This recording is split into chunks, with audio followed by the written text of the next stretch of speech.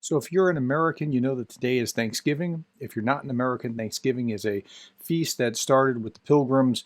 They were thankful to God for allowing them to survive in the wilderness, thankful to the Indians that helped them along the way. And it's a big meal, and I just ate and I'm fat, dumb, and happy. And I was thinking about, I'm very thankful for uh, some aspects about what has happened in Ukraine. Obviously, you don't want the war, but within the war confines, there have been. I'm going to give you a 10 countdown, top 10 things I'm thankful for. I'm thankful, number 10, for the creative individuals who have done amazing things in support of Ukraine, or in some cases, even in support of their own country, getting away from Russia's supply of energy. Like in Germany yesterday, there was an article about Germany in 200 days created their own liquefied natural gas port so that they are now off of Russia's blackmail of liquefied natural gas. Amazing. 200 days. Or those that crowdsourced in Lithuania and Poland and other places to provide a drone for Ukraine's defense. And these are small people all over that have volunteered, people that have popped up websites and Facebook groups and other things that are supporting and listening to and giving money to and trying to do their part where they are to support Ukraine. I'm thankful for people everywhere like that are doing those things.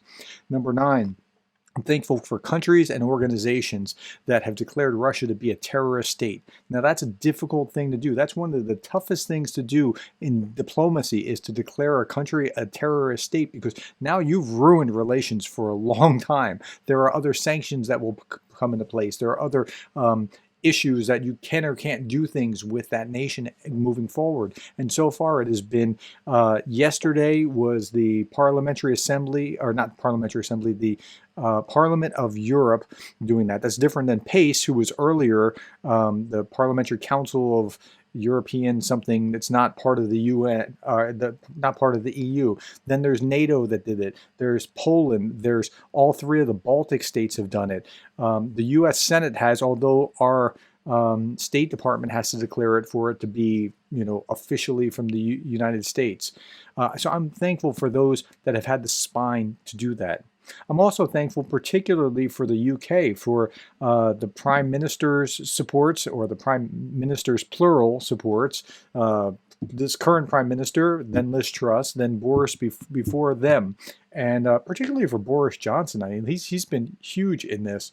But the UK has really been the leader in Ukrainian support in Europe. They have really taken the Budapest Memorandum seriously. The Budapest Memorandum was where the US, the UK, and Russia said, Ukraine, if you give up your nukes, we will guarantee your borders. And while Russia is violating that wantonly, the UK has taken their charge seriously, as has the United States, it appears.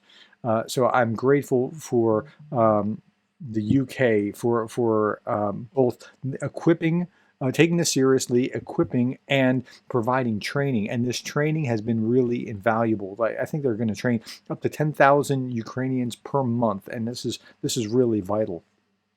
I'm also grateful, number 6, to the USA for both Biden and Congress, who has provided support to the Ukrainians. I think this has been a remarkable show of where we can be on the same page about things. And while there is a little bit of a breakdown in the populist wing and the Republicans, most Reagan Republicans support what's going on. Most independents support what's going on. And the liberal wing of the political sphere is also supporting what's going on. So I'm grateful for all of that, supporting what is truly a victim being victimized by an oppressor, and recognizing that.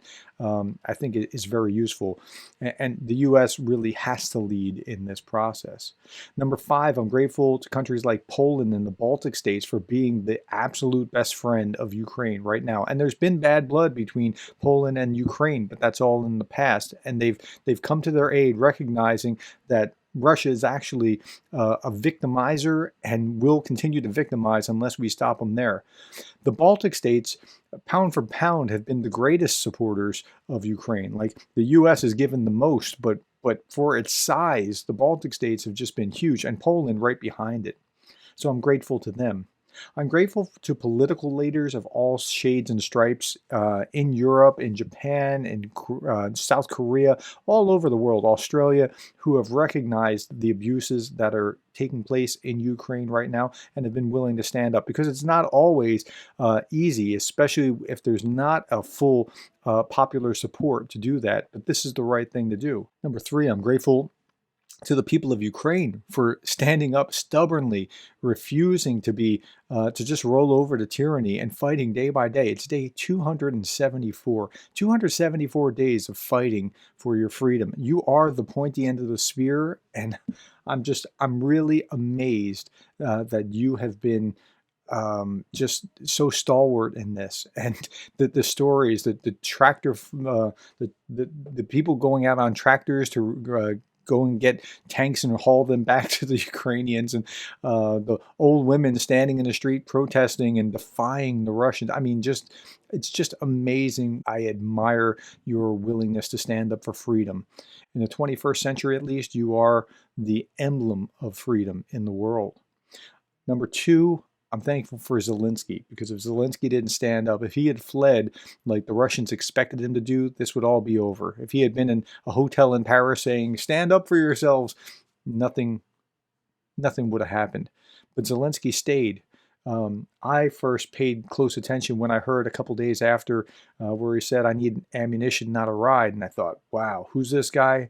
That's a leader people can follow, and I'm grateful for his leadership. And he's done so well, making speech after speech, day after day, focusing on equipping his people for what they need. And he was well aware that he needed to be the role model that he is, and I'm grateful for him. And then finally, folks, I'm grateful for you for listening, for caring about Ukraine, for doing your part, just listening, being informed, being able to interact with others and spread that word. Thank you for listening when you didn't have to. Many of you have been with me day over day. I look at on YouTube, they can show you statistics of who's watching, and those of you who've subscribed, a lot of you spend your time watching again and again and again, and I appreciate it. Thank you. For me, I just feel like I'm doing my part. If they can hold out for 270 days, certainly I can read the news and try to interpret it for other people who want to hear about it. But thank you. I really appreciate you. And thank you for being the kind of person that cares about Ukraine.